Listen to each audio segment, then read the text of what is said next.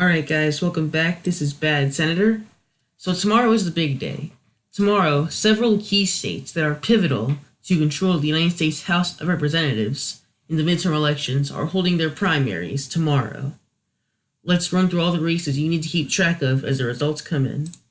So at 8 o'clock, the first polls close in New Jersey. New Jersey contains 5 key primaries.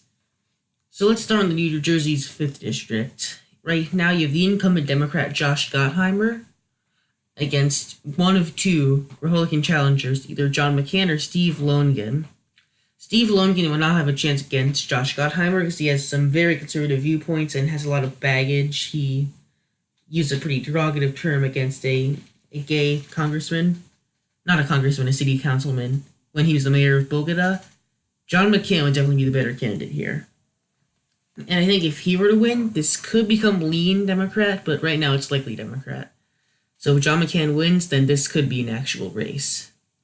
And if it was an actual race, it would be notable, because like this is a race that the Republicans can actually flip a seat from Democrat to Republican. So if this race gets interesting, that it's probably a bad sign for the Democrats in the House this year, especially because there's a Democrat incumbent. And then this one, Fairleigh Houston's old seat, general election is a toss-up. You have several candidates on the Republican side, and none of them are really distinct in terms of policy and ideology from each other. But on the Democrat side, you have Tamara Harris versus Mike Sherrill. Alright, so you're going to see this pattern a lot. In primary after primary after primary, you have progressive Democrat versus center-left to moderate DCCC establishment Democrat. In this case, it is Tamara Harris against Mike Sherrill. Tamara Harris being the establishment candidate, Mike Sherrill being the progressive candidate. Either one can win, but Harris is probably better candidate here in this toss-up election to replace Fairleigh Houston, the Republican who retired. And then this primary, you have Leonard Lance trying to hold on to his seat. Currently a toss-up race. I think it currently tilts in his favor, though. In a similar situation, Tom Malinowski, the DCCC center-left back candidate, against the progressive Peter Jacob. I think both of them have a chance against Lance. Hey, that rhymes. I think Malinowski would have the highest chance possible to make this a real race. Peter Jacob could do it too, but less of a chance. And then the final key New Jersey primary is Lobayondo's old seat. You have several Republican candidates, but I think the favorite is Hirsch Singh. This general election actually leans Democrat, so Lobayondo's a Republican. He retired, and now this race leans Democrat, which is definitely notable. So the Democrats already favored to pick up this seat. And definitely, the two candidates on the side right there, Jeff Van Drew and Tansy Youngblood, could definitely win this seat. Both of them could. But Jeff Van Drew would win it handily, and Youngblood might make it a bit closer. Jeff Van Drew is the establishment Democrat candidate. He is actually one of the most conservative members of the New Jersey Assembly. He voted against, I believe, voted against gay marriage, voted for guns, and some other out of line with Democrat Party stuff that he voted for. That makes him unpopular with definitely the progressive base. And that's why Tansy Youngblood, you see down there, has such a good chance at winning. Because people are like, oh, this Jeff Van Drew guy's a dino, Democrat in name only. I think Jeff Van Drew will pull out a win, though, because there are several other progressive candidates that could split Youngblood's vote. They aren't very prominent. They couldn't win, but they could split the candidate, be spoiler candidates for Youngblood's chances in that race. Then we have this primary, which is not New Jersey, but it's in Alabama, actually. The Alabama 2nd primary. Martha Robbie is the current representative. Now, her coming out against Donald Trump has earned her several Trump-supporting primary challengers, and it will remain to be seen if a Trump supporter can upset Martha Robbie in the primary and eventually win in November, because this is a safe Republican district. In New Mexico, so this is 9 o'clock poll closings.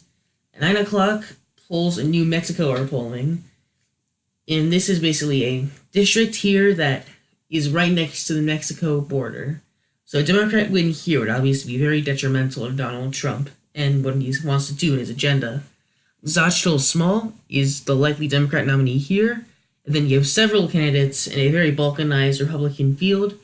You have the very conservative candidates, Yvette Harrell and Monty Newman. Then you have the Donald Trump-backed candidate, Kevin Clarkson, and then the Libertarian candidate, Claiborne Griffin. Claiborne Griffin would probably be the best candidate to take on Shottle Small, because again, New Mexico kind of has a libertarian kind of base. Gary Johnson was governor here for 8 years. So I think that he would be the best option, but I think Republicans are going to nominate Gavin Clarkson, because he is the Trump Republican, and the conservatives are split between 2 votes, and libertarians aren't really that prominent in the Republican Party. They're usually libertarians. So that's what I'm thinking that. And then at 10 o'clock, several other key states are closed, including Iowa and Montana.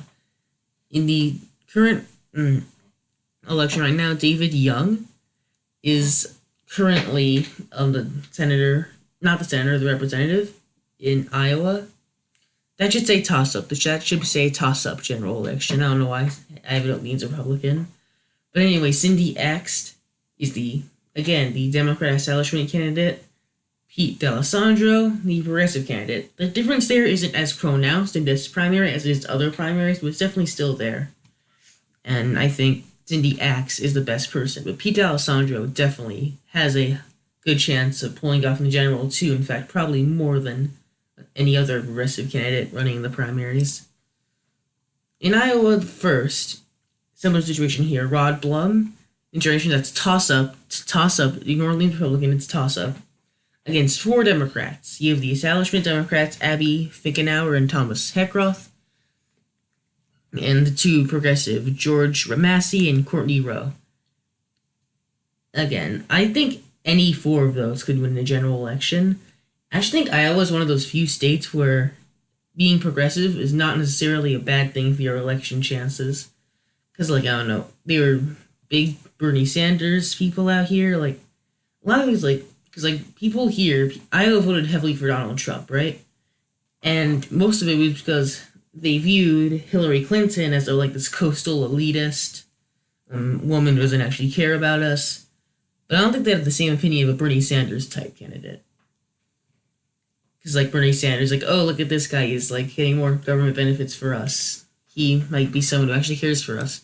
So going by here, Pete D'Alessandro and these 2 progressives down here, I think Iowa might be one of the best states for progressives, because they have a long history in the Midwest, and then being progressive in Iowa is not the worst thing for your election chances, in the general election, obviously.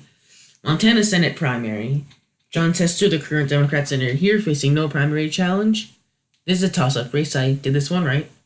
And then you have a contentious primary between Matt Rosendale, who's the favorite to win the primary, and Russ Fagg, who is his main challenger.